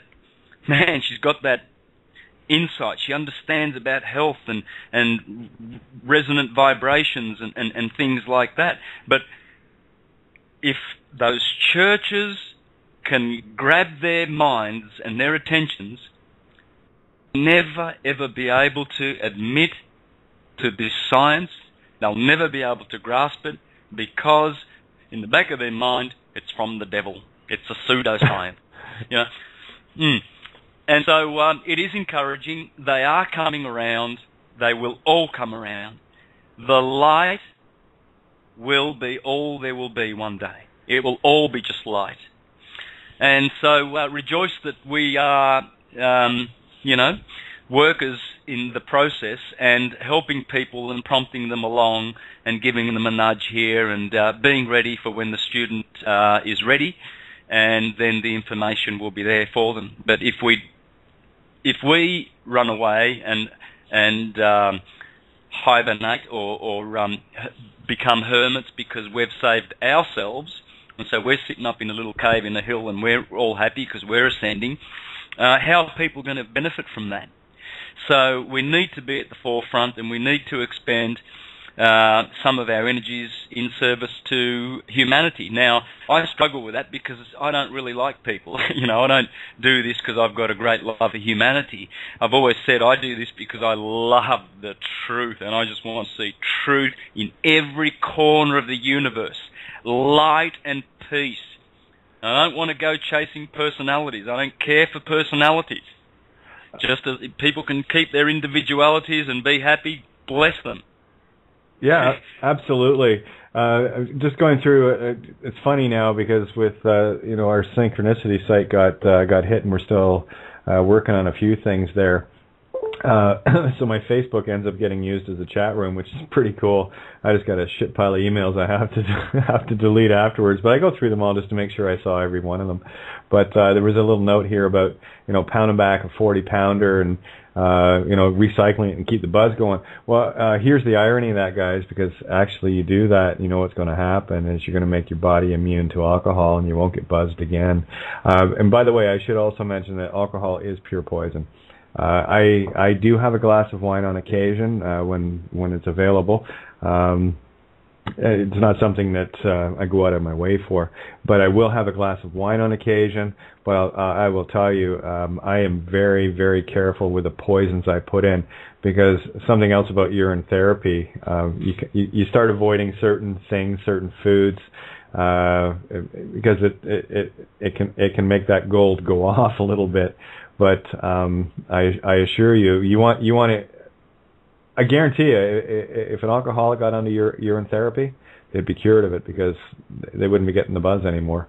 That's how powerful your body is. You're reprogramming your DNA, and as above, so below. Are you gonna take charge of your life? Are you gonna take charge of your existence, or are you gonna let the whores of Babylon take care of things for you? Because you know what they're going to do. They'll take care of things for you, and you'll be out in the street, and that's what they want. Something that other people, I'm going to go back to this just for a quick sec. When they talk about foreclosures on houses and everything else, the banks want foreclosures because they've got anywhere from 15 to 25 insurance policies that were written because you hypothecated the document. They can do that. They can use that signature on any document they want. So they'll put together 15, like I said, 15 minimum 15 to 25 insurance policies on a foreclosure.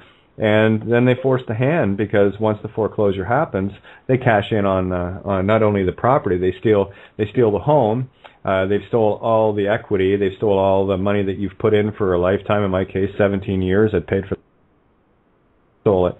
Didn't matter.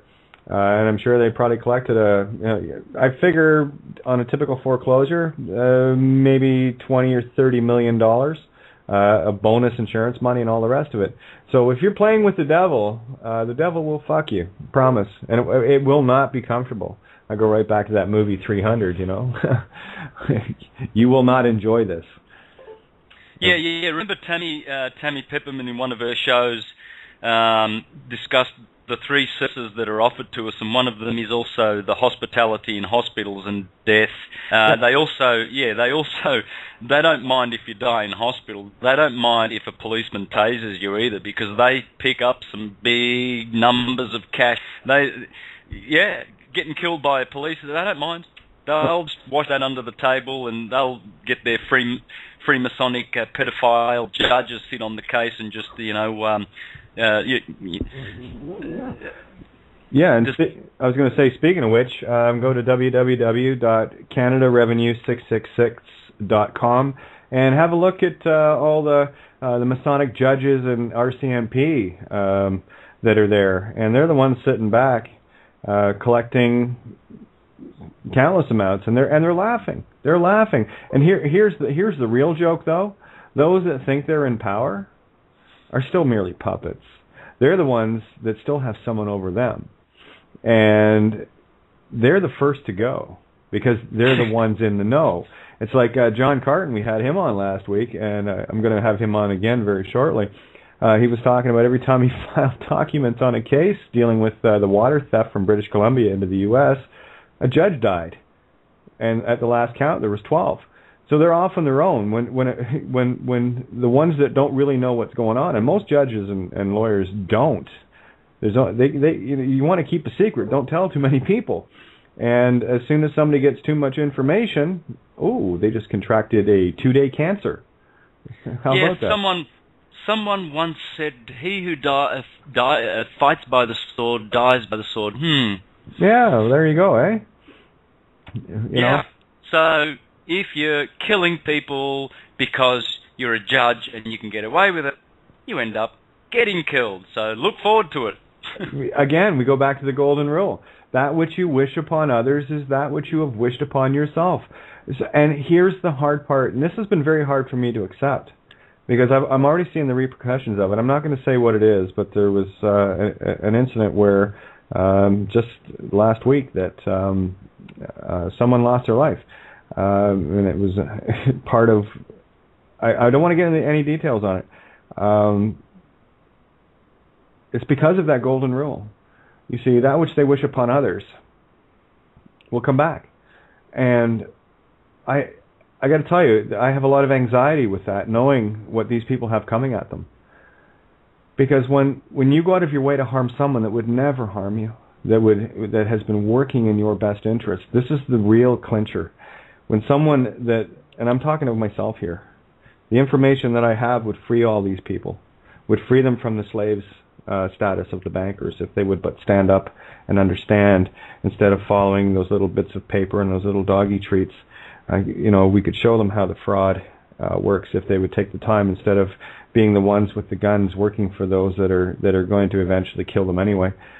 When you come against someone that would never wish them harm, that has only been working in truth to expose it where all can benefit, and I'm talking to the cops and the lawyers and the judges that don't know what's going on, to relieve that chains that have been placed on humanity. When you come at me to harm me, imagine the return you're going to get.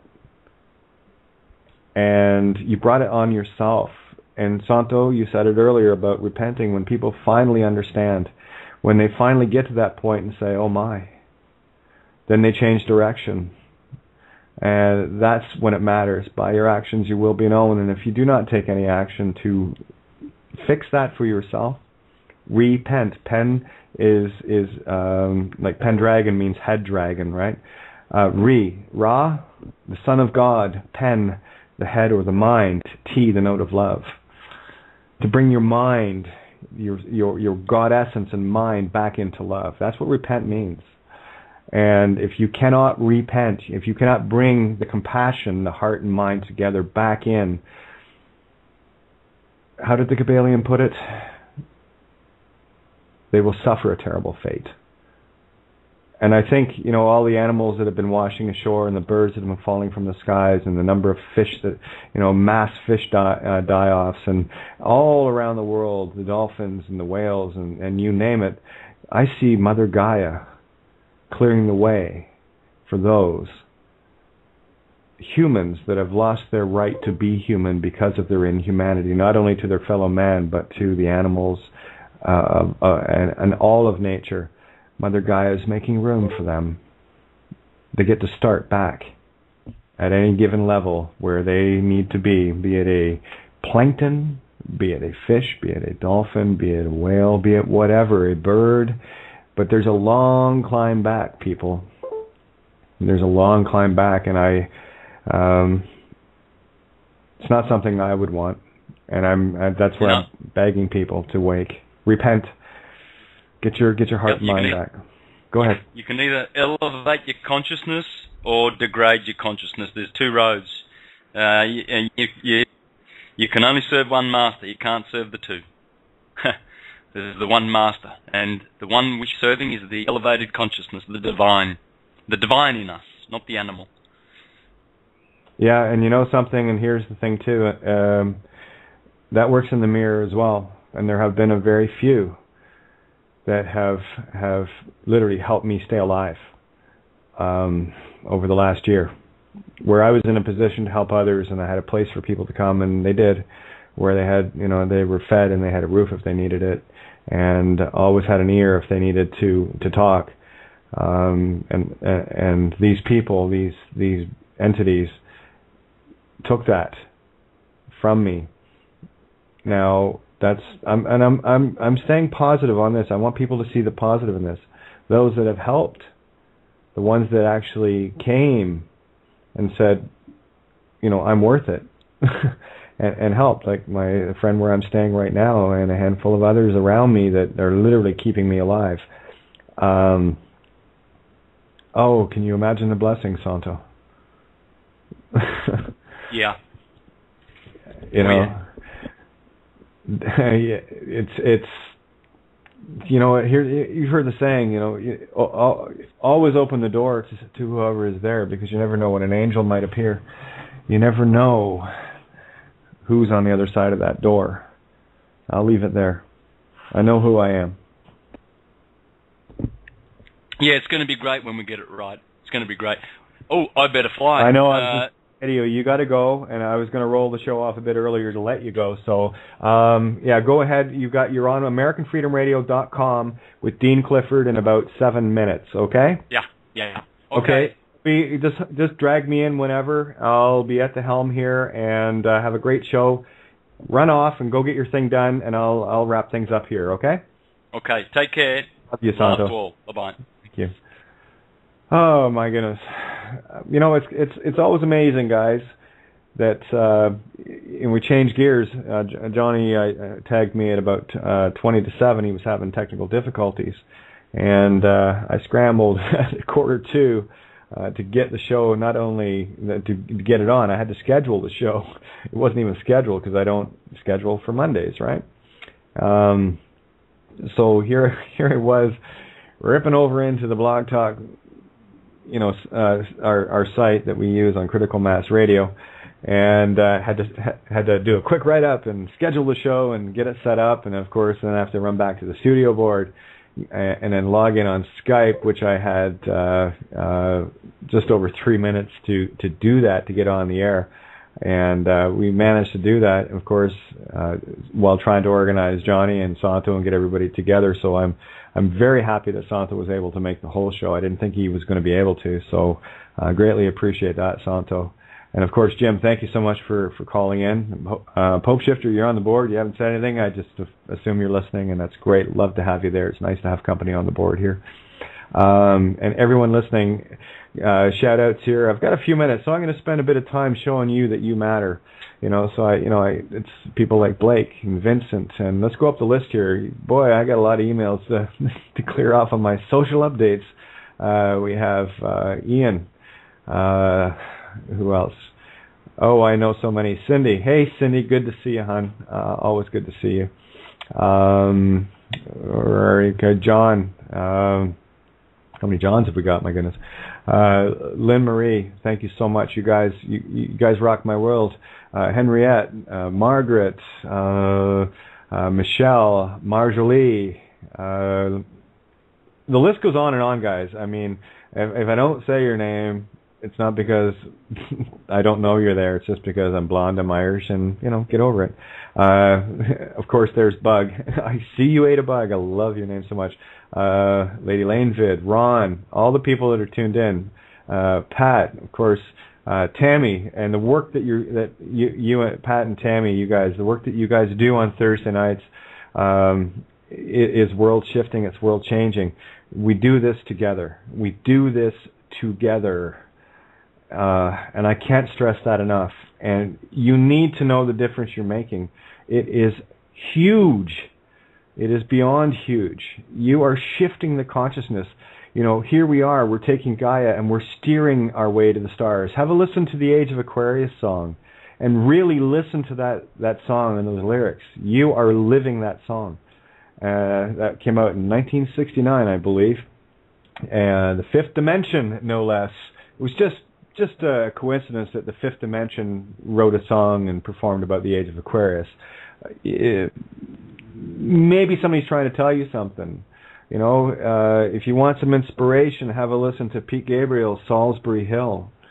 You know, there's so many things that you can do and that you are doing. You are making that difference. You are making that consciousness shift.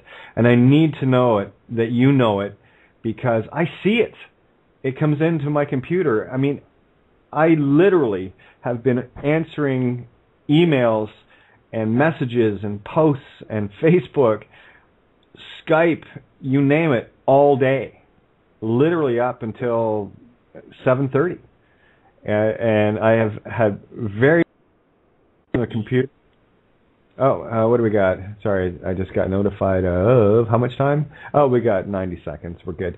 Anyway, I'm going to do the shout out to Critical Mass Radio and Paul and Lisa and the crew at Critical Mass. Thank you guys so much. You have no idea the difference you have made by giving us this platform, by giving us this voice. A big shout out to Tony. We'll get you back on the board as quickly as possible. Get things sorted out with you. Tomorrow night I have Karen Quinn Tostado coming on, and on Wednesday night I have Elliot Bernstein joining me, and of course Leaving the Farm on Thursday with Pat and Tammy. Friday, Santo again, and Jordan will be here this week, Jordan Maxwell.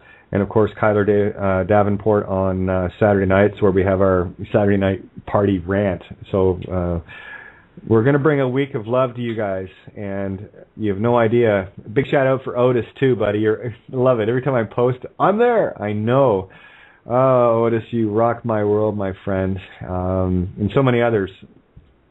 I'm gonna have to do a list, and a great big special thank you to Victoria. And she knows why, because she's the one helping keep me alive. Much love to you guys, and we'll talk to you tomorrow night. You have no idea how much I love you. Good night.